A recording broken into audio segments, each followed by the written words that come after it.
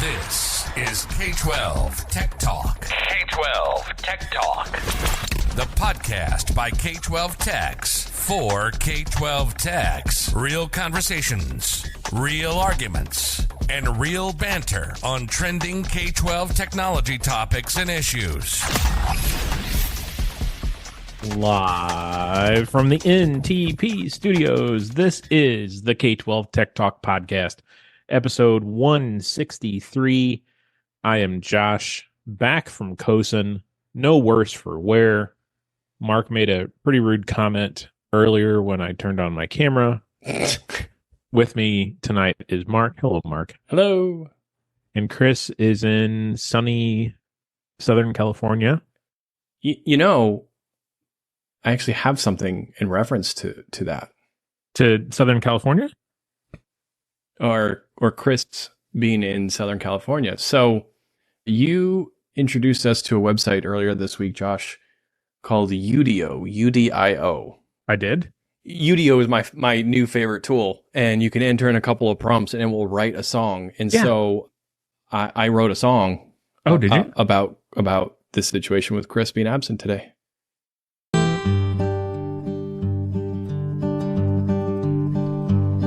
Chris caught the air, went flying far. His voice, his laugh, his tale's now a star. San Diego's sun embraced his smile, left us in the lurch for just a while. And Tech Talk waits while waves are falling his chairs. It's empty adventure calling.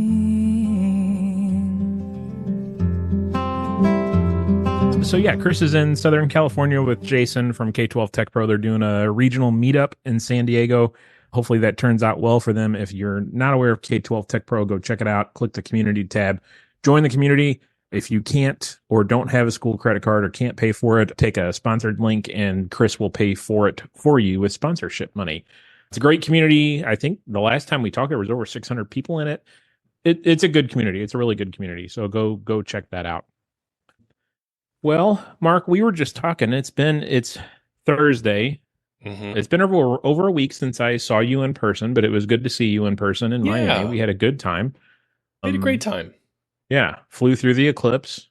Flew through a couple of thunderstorms. That was great. I got to see the totality eclipse. We didn't talk about that down in Florida. Yeah, no, we didn't. Your experience, yeah. It was a magical time. I saw the video you posted with your friends, and you took a different aspect of it. Yeah. And Uranus was very clear in that picture. You know, I really wanted to make sure the camera got a good glimpse of it. I wanted to comment on your Facebook post so bad. I know. You know, you could go ahead and do it. It's fine. It's fine. No, so you were part of my inspiration for taking time off and going and seeing it because, you know, one of my friends had said, "Oh, we should go see the eclipse, the totality." And you were the one who was like, you saw it last time, and you're like, it is a 2017. It's a different experience. And I have to say, you know, and I was talking to my wife. She's like, well, you know, we had like 97%, 98%. It's kind of the same. No, it's not the same. You're either in totality or you're not. Yeah. And man, when it hits, it's like whoop. The environment changes. Yeah. It's cold. You hear insects. Like it's cool. It's really, really cool. How long were you in totality? So that was, you know, a little disappointing. We made a decision to go not as deep into it. So we were only there for about a minute and a half to 2 minutes. Still. However, and there's always a however the people who were deep into totality, we were up in northern Vermont. It was for what it was normally a 2.5 to 3 hour drive back to Boston was a 7 and 8 hour drive. So, oh my gosh, we made the decision just to hit the skirt into totality, just so we wouldn't get stuck in that traffic. I would not have made it to Miami if we were any deeper.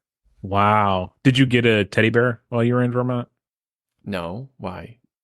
Aren't Vermont teddy bears a thing? Oh, I think so. No, maple syrup is a bigger thing. Oh, really? Yep. Interesting. I love Vermont. Canada. Love Vermont. If we got listeners from Vermont, I love you guys. We do. I'll check. We do. We have at least a couple. Yeah. So totality, the next one, what, 2044? Man, I do look rough tonight, Mark. Jeez. Depends on how far you want to travel.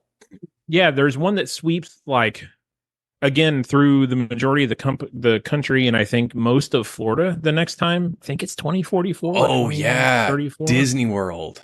Disney World. So those, yeah. Can you imagine what those Disney tickets will be like? Those Disney World tickets, probably the most expensive in the record of Disney. Yeah. Let's see here. So one of the things that came up in the news was this Clark County thing. We talked about Clark County back in October when it happened, I guess, late October, early November. Again, they were hit by, was it Singularity? Singularity MD? Yeah. And that was mainly a breach of, I guess, compromised student accounts. And then they were able to access Google Drive shares with protected information, IEP information, stuff like that. And then it got leaked, posted online. So now apparently there is a class action lawsuit from some parents over this, and it's made its way into court. And there's been a couple, I guess, movements and I don't know, motions.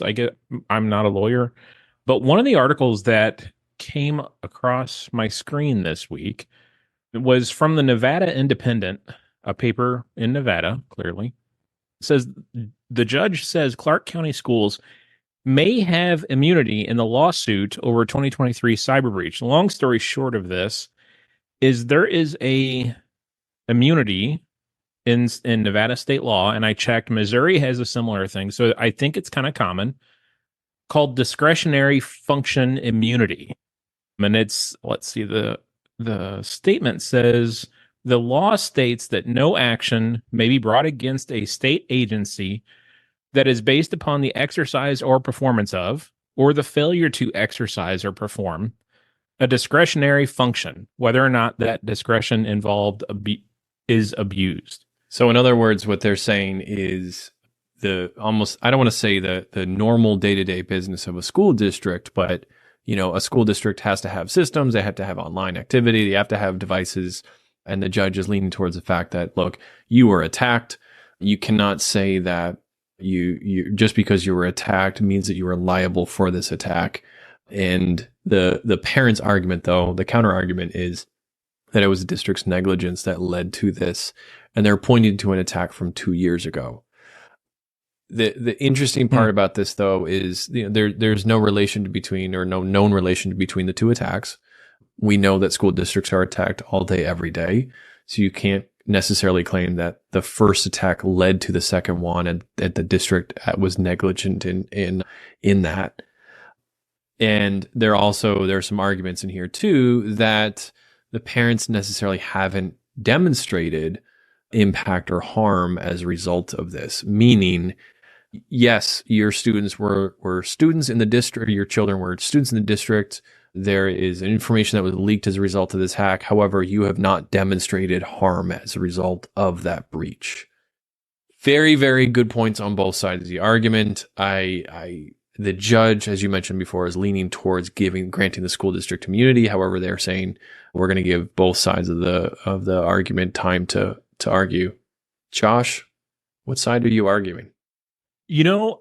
From a liability standpoint, I would have to take, having a vested interest as a school employee, I would have to take the school side, or I could see taking the school side as saying, I think we've even mentioned this before, kind of victim shaming in this, because the school is a victim in the same regard that the students are a victim. It wasn't necessarily negligence that led to the breach. But on the other hand, if you can prove negligence by an employee or by policy or not following a documented policy, I think the parents have a leg to stand on. I think what the bigger story here is what this means for other districts across the country and states that have discretionary function immunity, and what this means for lawsuits going forward. Devil's advocate here, if Clark County is able to leverage this and has immunity or has declared immunity for this, does that give fodder to districts to say, look, we have discretionary function immunity we can spend this protection is super expensive. We're better off spending that money somewhere else. Since we have immunity, that's not a high priority.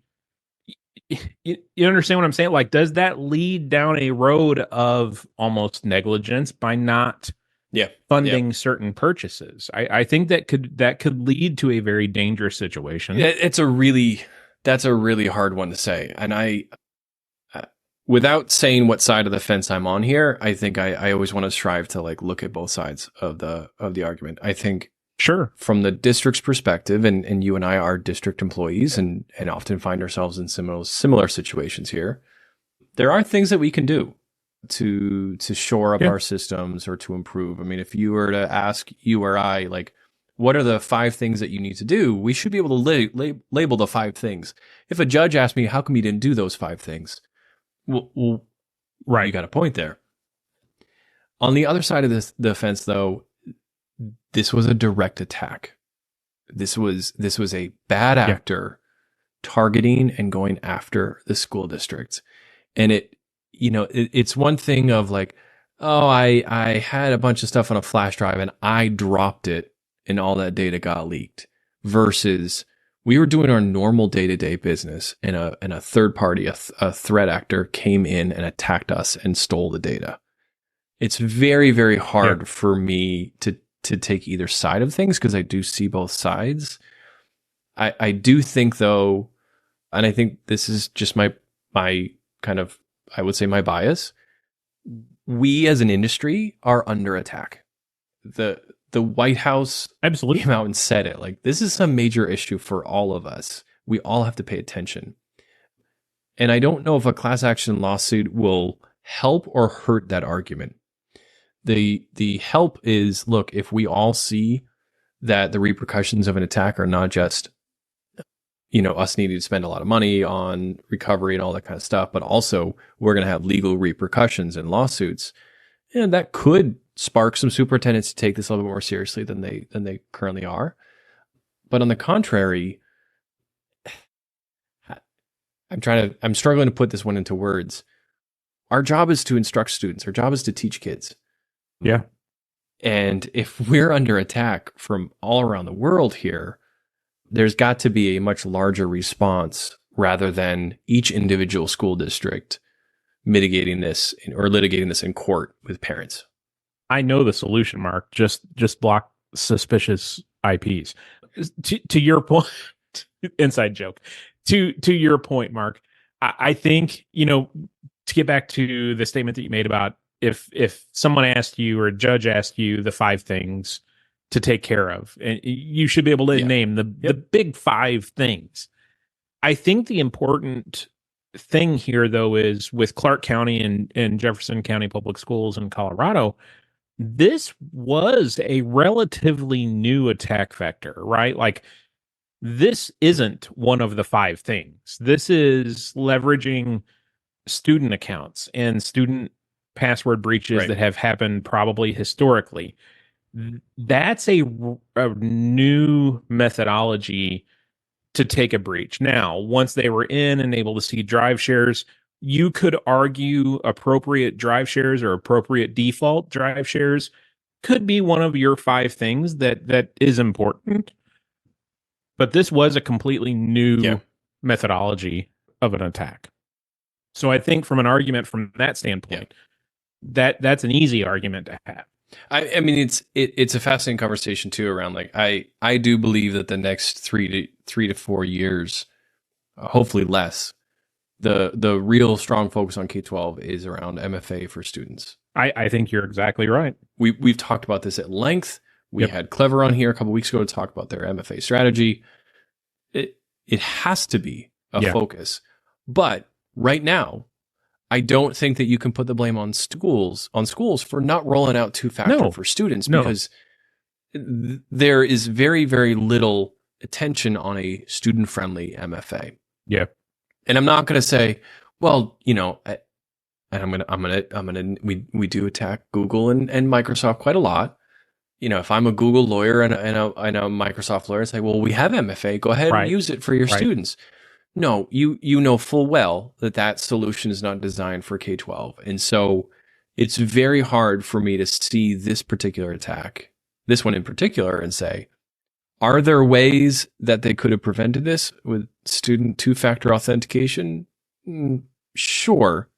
But again, I go back to the mission of school districts is to provide instruction and classroom learning. And right now, two-factor authentication for students impedes that mission. It's a barrier. It's always that conversation of security versus usability. And for a student, from a student perspective, K through probably 8th grade, multi-factor authentication is a huge barrier. I think you could have a conversation once they get to high school about using personal cell phones, and probably even middle school, but it's a barrier otherwise. Yeah. A couple things that came to mind real quick during our conversation here, Mark. You said that you always like to see both sides of the fence, and you try and make yourself aware of both sides of the argument. A great book for that, if you have not read it, from Adam Grant, one of my favorite authors, called Think Again. Fantastic book. I am reading his book Hidden Potential right now. That is super awesome. Talks a lot about education. Pick up both of those books. Think Again is absolutely a great book. Another thing, Mark, it is share your drink time. What are you drinking tonight, Mark? This is Fernet. It's an Amaro.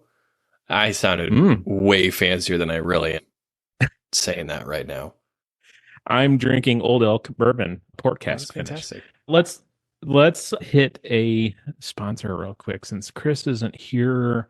So VIZOR. Find out how VIZOR can simplify your student device management and collection. We're coming up on device collection time. Go to vizor.cloud, vizor.cloud/K12 Tech Talk. K12 Tech Talk listeners get get special pricing and a free K12 Tech Talk hoodie. When I went down and saw the K12 Tech Talk and K12 Pro headquarters down where Chris lives, I got to see the shelves upon shelves upon shelves of K12 Tech Talk hoodies just waiting to be shipped out. So if you want one, get a VIZOR demo. If you want to find out about how VIZOR can help with your one-to-one device management, check out vizor.cloud, vizor.cloud/K12 Tech Talk, and sign up for one of their demos. Get that free hoodie. It's not really hoodie season. It was like 85 here today. What else we got to talk about? So it's the last, 5 weeks of school. Graduation's in just under a month, which is crazy. Sorry. I mean, we're nowhere near the end of the school year. Oh, that's right. You go to like July 4th. We got 2.5 months. Oh my gosh. Wow. The end of June. That's crazy. I'll be at the lake sipping beers in the middle, but I'll text you, Mark, when I'm. I will be drinking beers. I just have to also not in the middle of the day like me.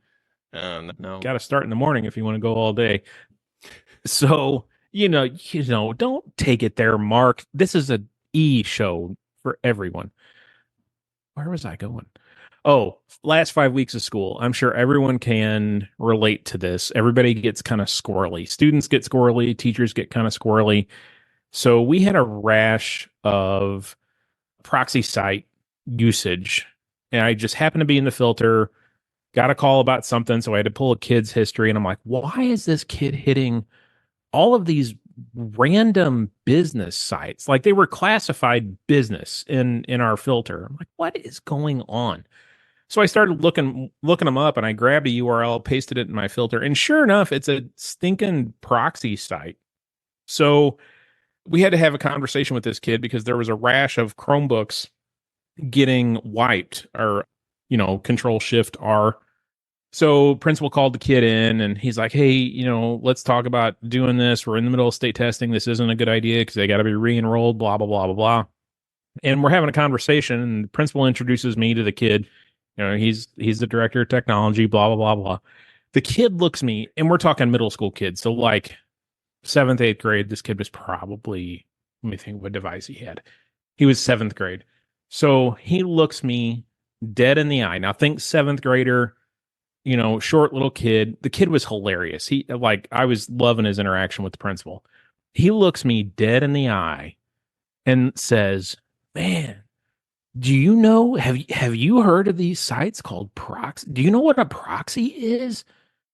And I had to giggle and respond. I'm like, "Yeah, man. I was around when proxies were invented. Like I installed a proxy server at my first job so everyone in the hospital could get out to the web. Like don't come at me with, have you heard of this thing called a proxy server?" When was that? That would have been, Because I'm going to tell you where I was when that happened. But oh, go I'm ahead. sure you were in grade school. That would have been around 99. Right around 99, 2000, somewhere in there. Where were you, Mark? I mean, I was in school.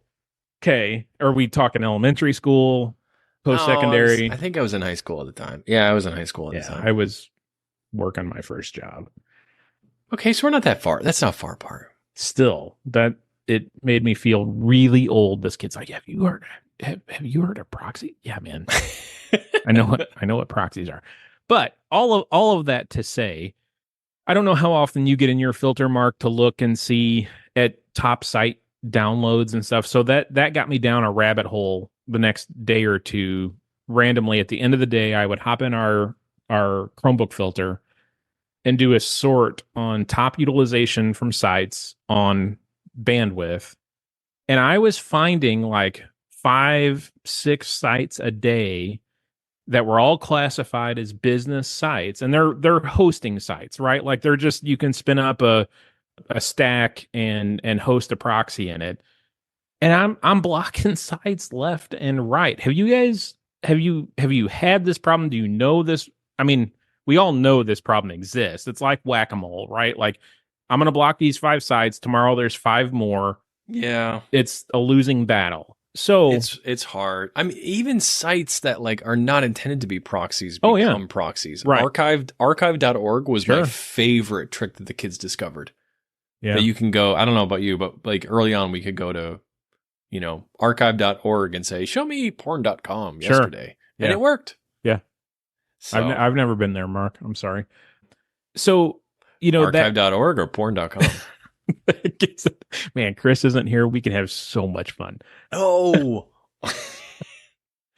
So that got me in a conversation with a couple other tech directors about blocking non-standard top-level domain. Now, ooh. Yeah, I was a glutton for punishment and blocked .io a while back, and that didn't last real long because a lot of legitimate sites are hosting CDNs on .io sites. But a couple of the sites I found this week, one of them was a .to, which that's the country abbreviation for Tongo, maybe. And then one of them was a .cl, I think. So around that idea, is it a good idea to block non-standard top-level domains, or would you be better off creating a list of top-level domains to block, like .to, .cl? What are your thoughts? I know it becomes unwieldy to manage, but that's where all these sites live. Okay, so I'm gonna share a personal story here. So here we go. I think I've mentioned this. My wife is a teacher in the district. Yes. And I'm going to keep my voice down so she doesn't come in here. She calls me up, and I can't always answer during the day. But does she bypass the help desk when she needs help? That's a separate episode of like, does my wife call the help desk or not? The answer is yes, but in this circumstance, she went straight to me. She called me, and some of her students, they were doing a class project, and some students got a pop-up that had pornographic images. Oh. And I've censored exactly how my wife described this too, by the way. And I was like, okay, I don't know what's going on. Just send me an email, like what site they were going to, all that kind of stuff. And she sends me this website. It was like a website that converts YouTube to MP3s. Oh, yeah. Yeah. And the domain was something I had never recognized before. And it was like a country or an island off Sweden that I had never heard before. And so I had to explain to her, like, okay, the very, very end of the website, if you don't recognize it, you need to be extra cautious with it. Yeah.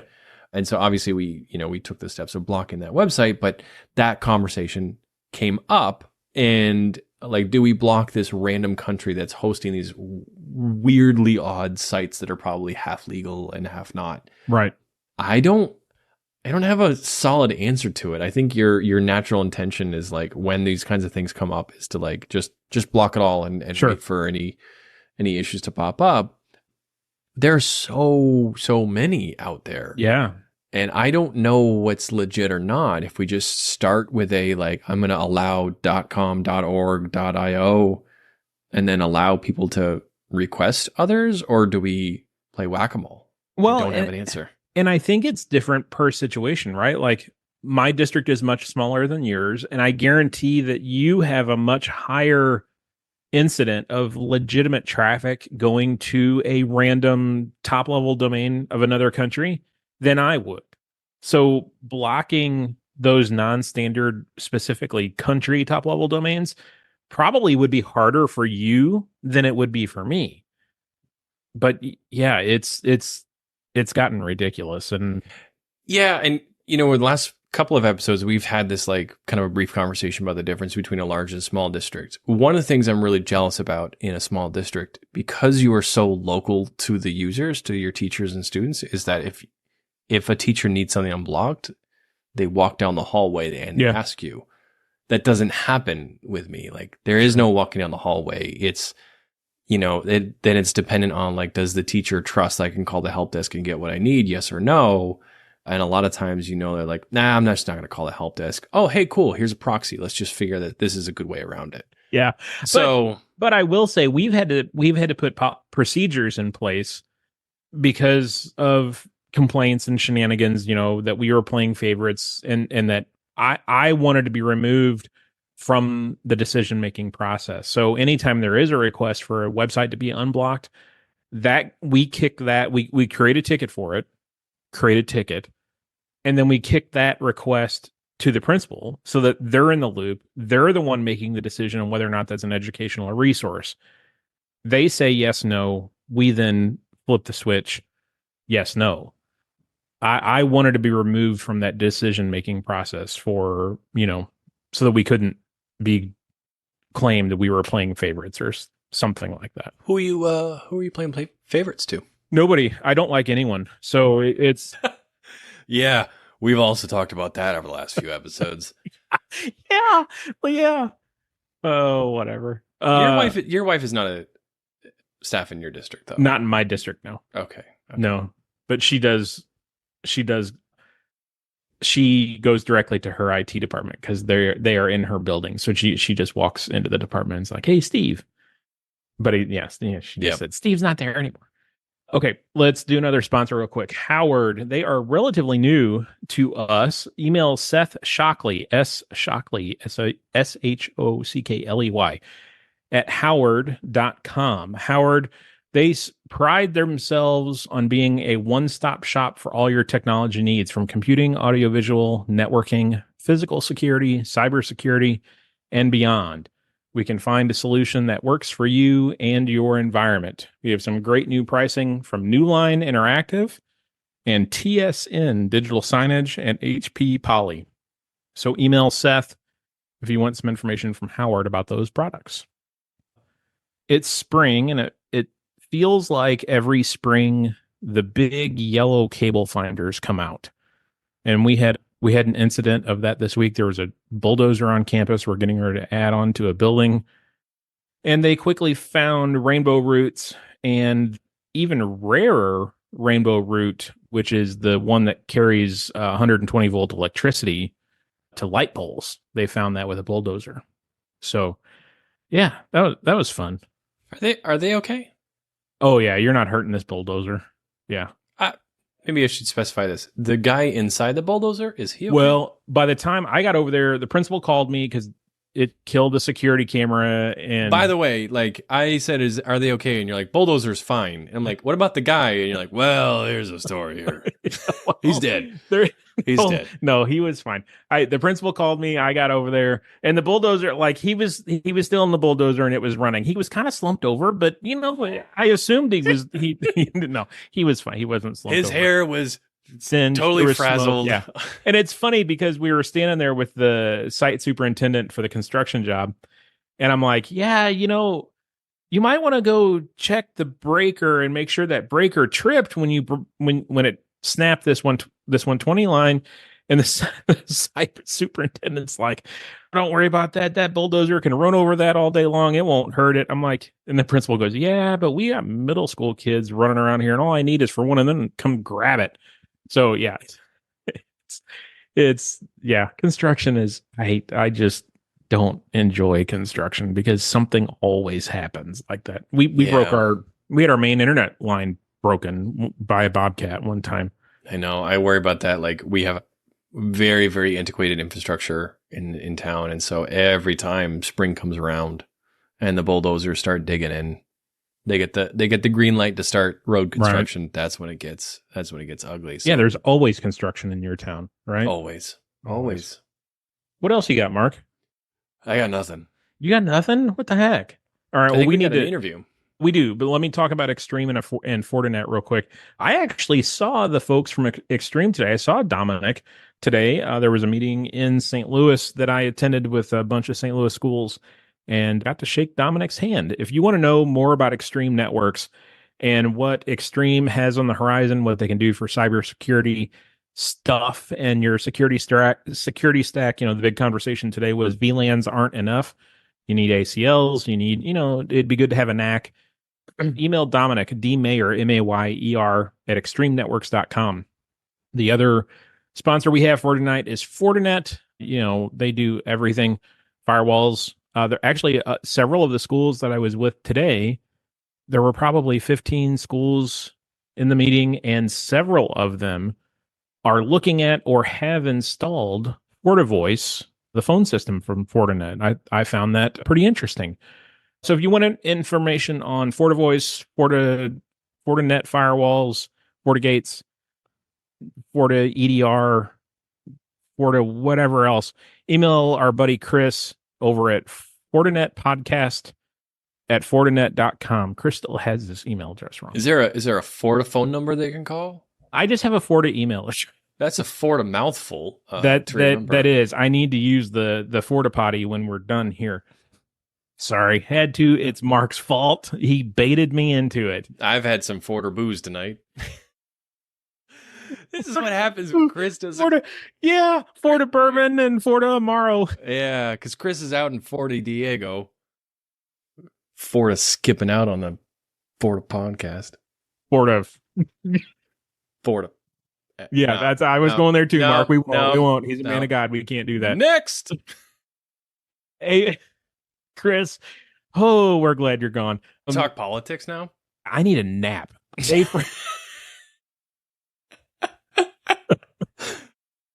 Oh man. Oh man. Let's see. A4L conference in DC coming up at the end of the month. Go out there, see what A4L and Steve Smith and those folks have cooking.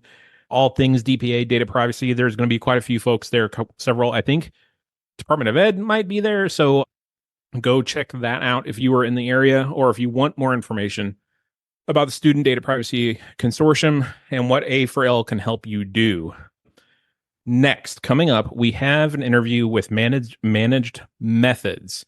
Chris did this interview, and Managed Methods has been with us for a while.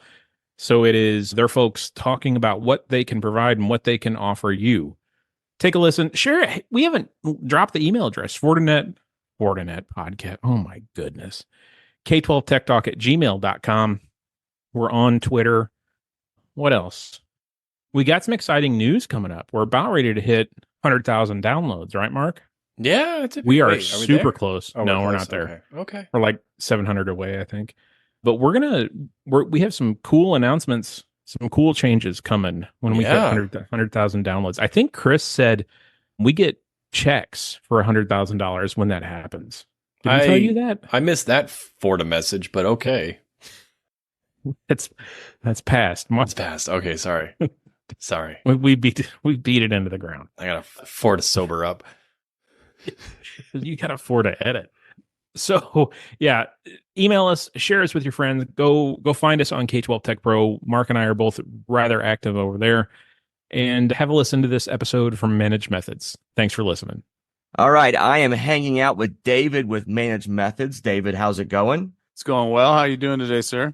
Not too bad. We just started spring break. We were talking about that before I jumped on the call and hit the record button with you. You're finishing up your spring break? Correct. Our spring break has been this whole week, and my kiddos go back to school on Monday. Well, I've been having the whole week be a big old thing of hype. Literally just got our spring break started about 2 minutes ago. So, and I thought I could start it no better than to hang out with you and Managed Methods. Well, outstanding way. Yeah, what a happy hour. Get it started the right way.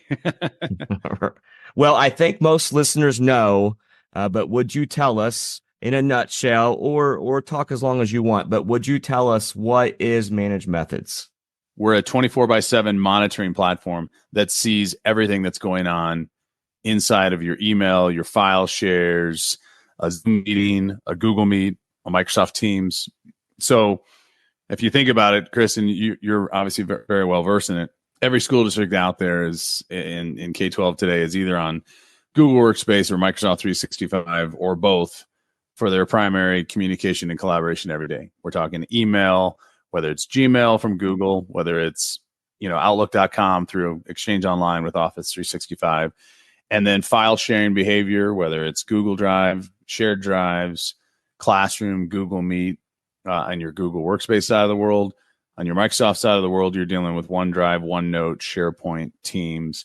Here at Managed Methods, constantly monitoring that environment for them and taking proactive steps to keep them safe and secure, whether that's through DLP measures, whether that's preventing unauthorized file shares, whether it's somebody typing into the chat in the Google Classroom, or getting so granular as to say, hey, Chris and David are, leading this Google Meet, and we can get an audit record of everybody that attended, when they logged in, when they logged out, who turned on their camera, who shared something.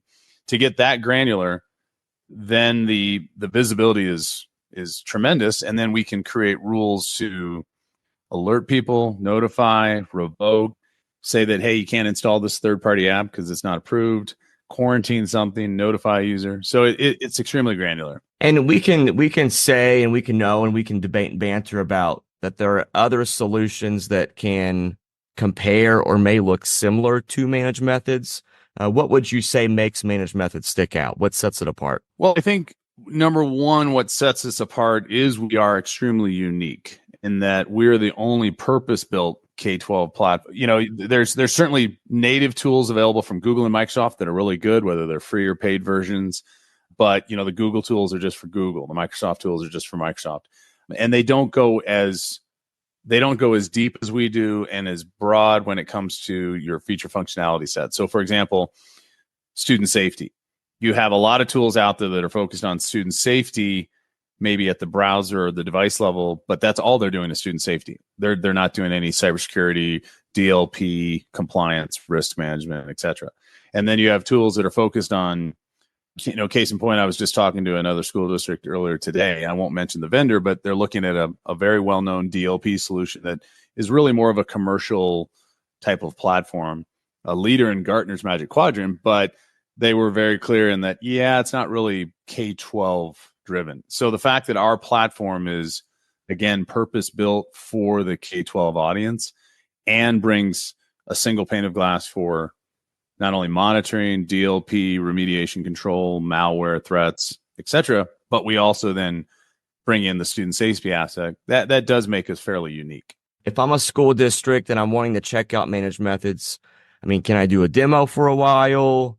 Do I just sit through a webinar? What's the best way for me to get started to learn more and to dig in? We're not just trying to do demos and pitch our product. In fact, we hardly do that. We spend most of our airtime, as I call it, bringing thought leadership on timely topics and bringing our peers and your peers out there. So when you look at our webinars, every other webinar we do, we try to have an audience and a panel or a guest member of a tech director, somebody that's a CTO or a CIO or a director of technology or a system admin in the school district. And to your point about how to try it out, we have, not only recorded demos on our website, a great YouTube channel to see demonstrations, but you can schedule your own private demonstration and Q&A session with any member of my team. But you can also just sign right up for a free trial at managemethods.com of either one of our products, our award-winning flagship product, Cloud Monitor, as well as our new web filtering cloud monitoring product called Content Filter. You can sign up for a free trial. And as a part of that, it's a 30-day free trial out of the box, no obligation, no credit cards required, no, you don't have to go set up proxies or gateways or agents or change the way things operate in your business. Your district will operate normally. And as a part of that, our team will do a free risk and security assessment of your environment for you. So that's how pretty much everybody gets started with us, is they take a look-see at the platform through the free trial. At the end of it, some folks say, hey, I think we're in a good shape, but we appreciate what you've given us is some visibility and insight to our environment, and off we go. Awesome. All right. So if you're listening, check out our podcast description. You can click on the link to Manage Methods, or just go to managemethods.com to learn more. Thanks, David. Hey, you're quite welcome. The views and opinions expressed on the K12 Tech Talk podcast are the personal opinions of Josh, Chris, and Mark, and do not represent the views or opinions of our sponsors or other organizations that we're affiliated with. The material and information presented here is for general information and entertainment purposes only. Thanks for listening, and we'll see you next week.